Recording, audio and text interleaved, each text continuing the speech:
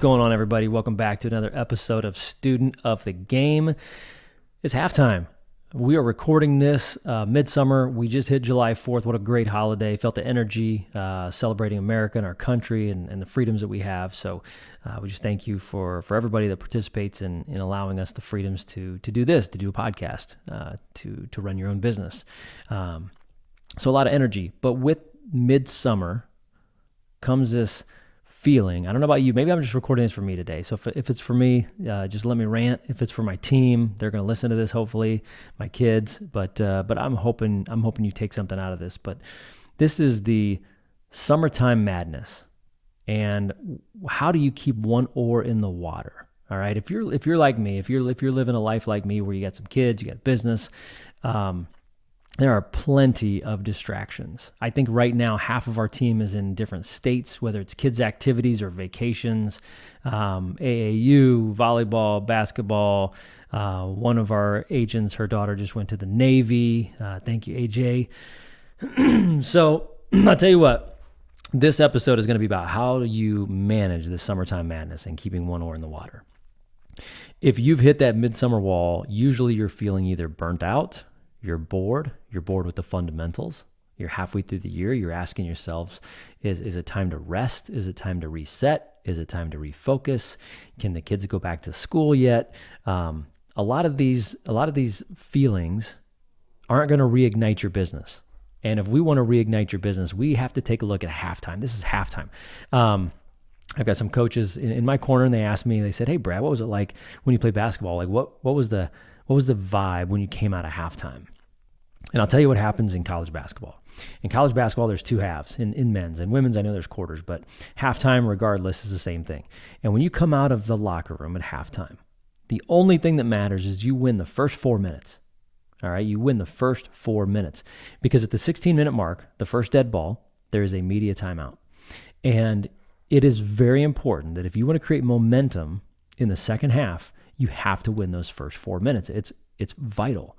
And so whether you're behind your goals right now or you're ahead of your goals, I think it's fair to say these next 4 weeks are critical.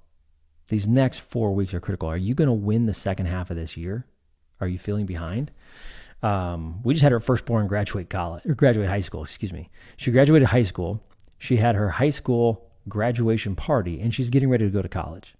So if that's not a distraction by itself, we renovated part of the house, we got ready for the party, we made the list, we invited everybody.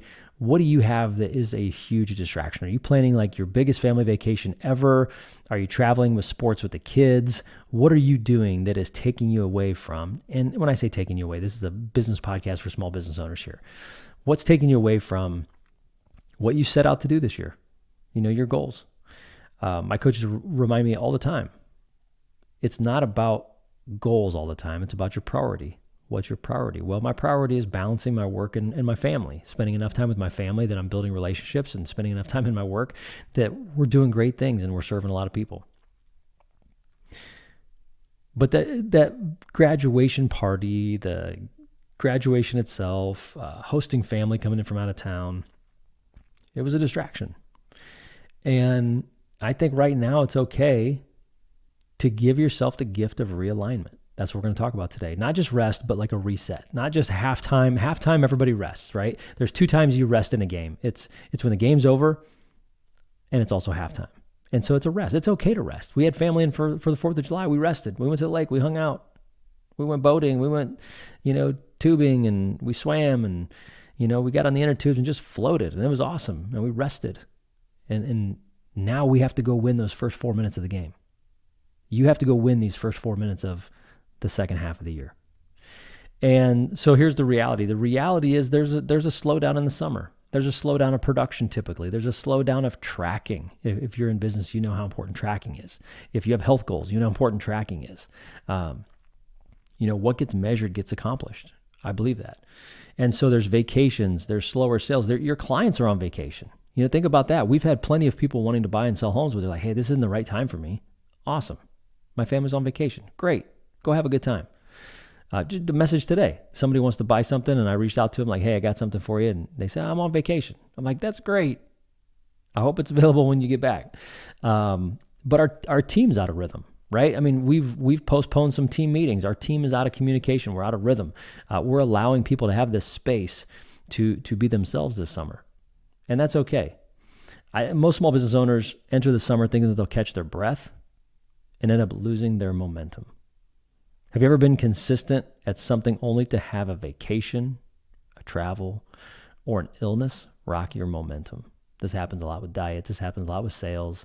I remember vividly. I think I did close to 90 days of yoga. This was, I would say, 9 years ago. I was on this kick, yoga with Adrian on YouTube. I was on this kick doing yoga, stretching. I was wanting to keep playing basketball into my 30s, mid 30s, and getting older and knowing I need to stretch. So I'm doing yoga with Adrian for 90 days straight. And then what do? I go out to San Diego, California, up to Anaheim to do a real estate conference, and it broke my streak. And did I get back on the saddle? No, I didn't. I should have. And so there's a lot of momentum that gets kind of stalled right now. So these distractions in the summer, they're good distractions, right? Like I love watching my kids play sports. I love, going to events with the family. I love hosting and having people over. That's great. But you got to figure out how do you not lose your momentum? I also don't believe burnout is always overwork.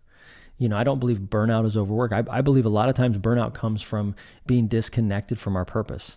I think burnout sometimes is a lack of measurable wins. When your chest hits the ribbon on the finish line, you feel that victory. But when you're kind of just, you're drifting, which is kind of what we're talking about here, we're drifting through the summer, you got to keep one oar in the water. I think drift is the most dangerous place there is. I think if you tell me I'm giving up this year, that's more noble than drifting and doing nothing and hoping you get amazing results.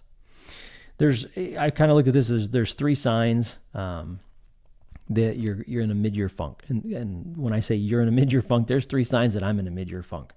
You're dreading Mondays. You're not prepared for Mondays. Maybe not dreading them. I actually love Mondays, but you're just not prepared for them. And this has been me maybe here recently, is just not being prepared. Planning the week. It's all about planning the week. Your weekly plan, I've had this said to me, your weekly plan is the most important commitment you can make to yourself. I believe as a self-employed person, I've heard it said that your boss is the person who was thinking clearly when they plan the week. Hear that again. As a self-employed person, your boss was the person who was thinking clearly when they planned the week. All right? If you're self-employed, we don't have a boss. You don't have to listen to anybody. But you need to listen to that person who was thinking clearly at the beginning of the week, who still has big goals. All right? That's something that I believe you're in a mid-year funk if you're not planning your week. We talked about this with the team. People have weddings, people have vacations, people have all this stuff. That's great. Well, we track our connections. We track the introductions we get. And if you're going to have a shortened week, you got to double up. Just because you have a shortened week doesn't mean you don't have to do those activities. Whatever activities you're doing in your business, whatever activities in your health goals. Just because you have a vacation doesn't mean you skip out on 10,000 steps a day. If you go to the lake, walk 10,000 steps around the lake. I think another thing that kind of shows that you're in a mid-year funk is you stop tracking. You stop tracking the numbers that you feel like are vital to your business. How do you know the health? Lindsay's a former nurse, and we talk about this all the time. One of the things that she did great was check vital signs. Anytime a patient would come in the room after a surgery or an operation, she worked on the med-surg floor, and she would always check the vitals. That's what she did for her entire shift, checking vital signs, making sure people are healthy. What are the vital signs in your business? How do you know your business is healthy? She would check blood pressure, heart rate, color of your skin. Sometimes the noises people make. Do they have a lot of phlegm? Are they congested? There's a lot of different vital signs that are out there. What are your vital signs? What are your vital signs for your business? And when you stop tracking the numbers, you're saying that I'm done checking my vital signs. This is the thing that you can look back on and you can see on one sheet of paper how healthy your business is. Another sign that shows you're kind of in a mid-year funk is you're busy, but you're really not building anything meaningful. You're doing a bunch of busy work. I'm cleaning out the attic. I'm painting the house. I'm running some errands, right? Like you're busy, your calendar's full, but it's not proactive, it's not intentional. And you're not building anything meaningful. I've heard this phrase once. It says, if the devil can't get you bad, he'll get you busy. If the devil can't get you bad, he'll get you busy.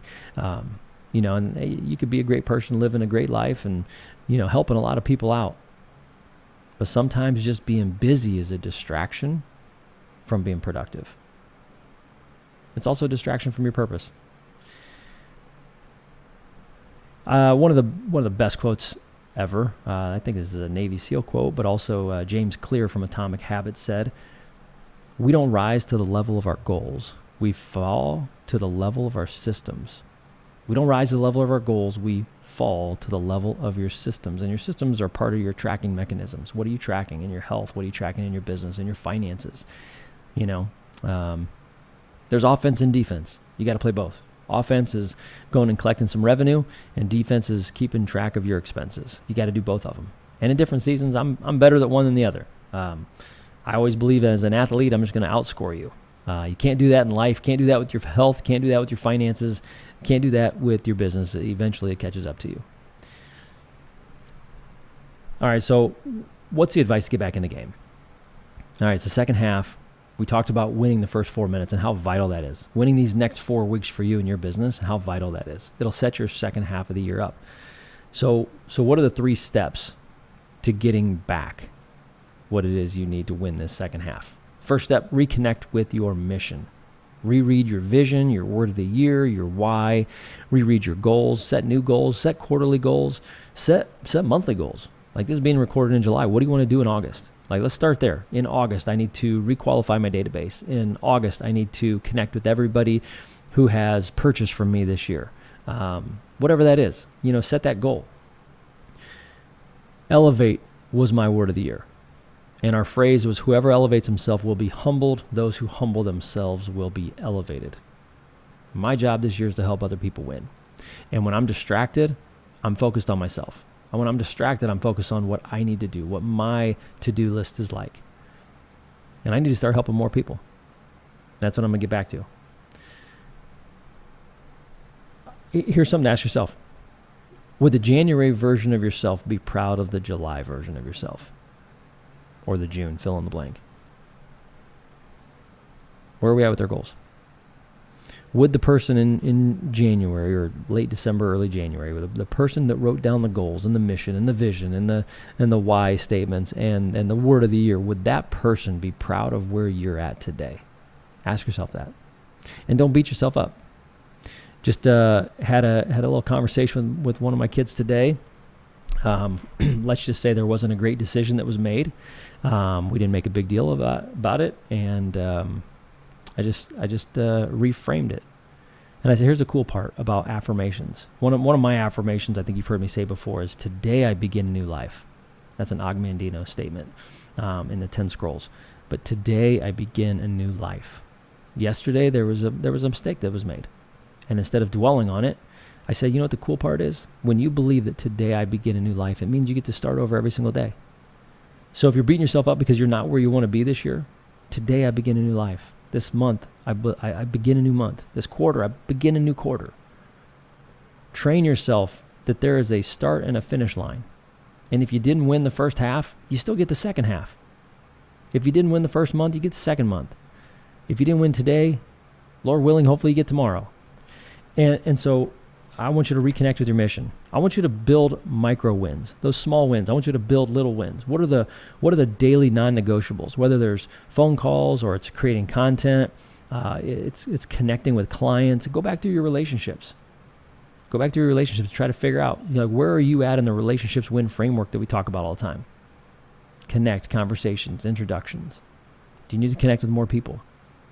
Build out some micro wins. Do you need to have more conversations? Do you need to have more coffee appointments? Do you need to schedule lunch? Set it up. Have 2 a week, 3 a week, whatever it is. Have some little wins, those little at-bats. There's somebody today I have not talked to in a while, and one of my all-time favorite clients. I don't have favorite clients. This is one of my all-time favorite experiences.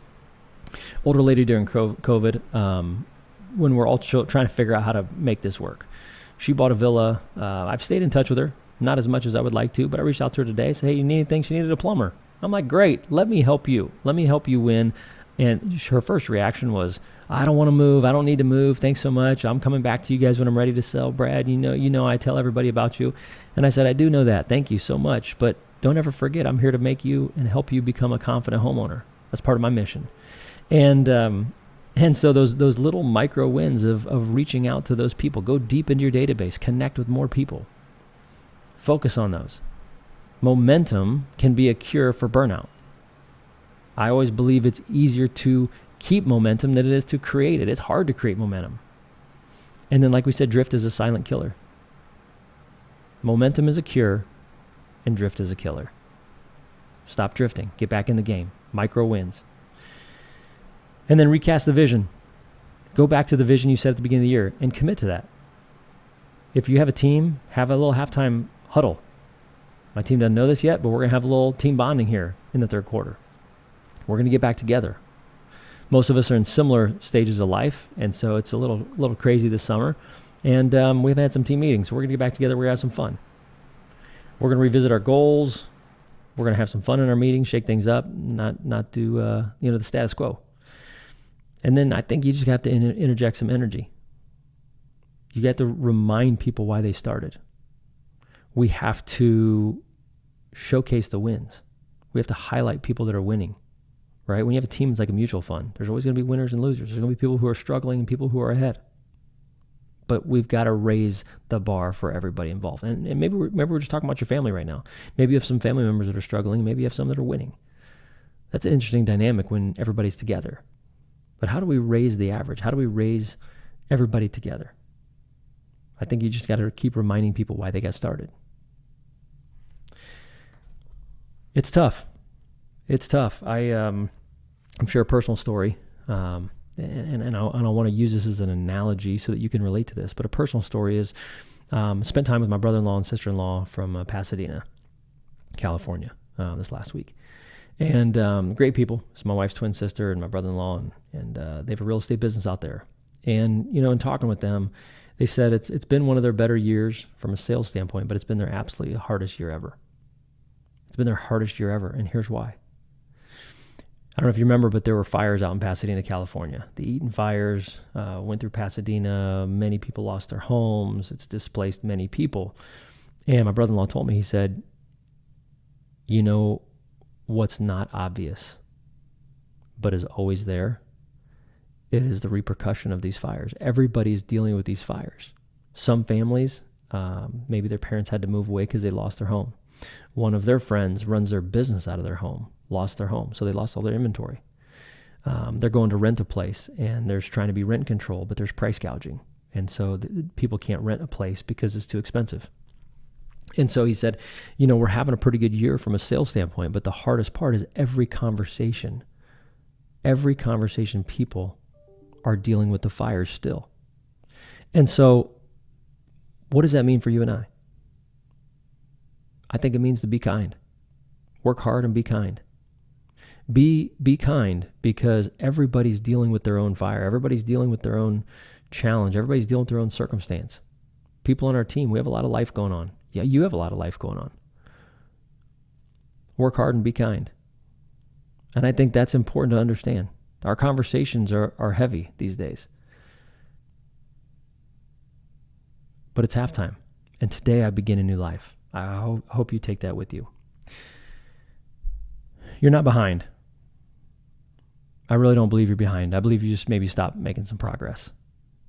Let's get back to tracking. Let's get back to reminding ourselves of why we started, reminding ourselves of our word of the year.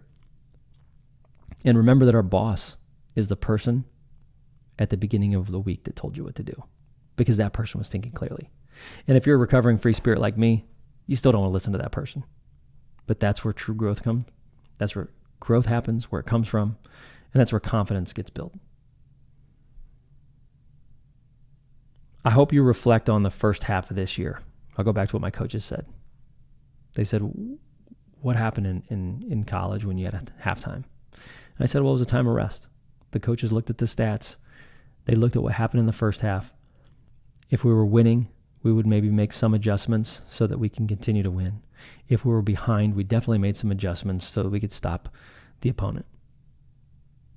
But every single game, no matter if we were ahead or behind, the first 4 minutes after halftime were the most critical 4 minutes of the game. And I hope you realize that these next 4 weeks might be the most important 4 weeks of your life, of your year, of the season that you're in, and that you're proactive and go do something about it. You know what we say on here, in the game of life, relationships win. In your faith, relationships win. In your family, relationships win. In your finances, relationships win. In your business, relationships win. And in your personal life, whether it's mind and body, at the end of the day, people you know can help you win. I hope this has been helpful. I'm your coach. This is halftime. And let's get back after it. Let's go win those first 4 minutes. Let's make it a great finish to 2025.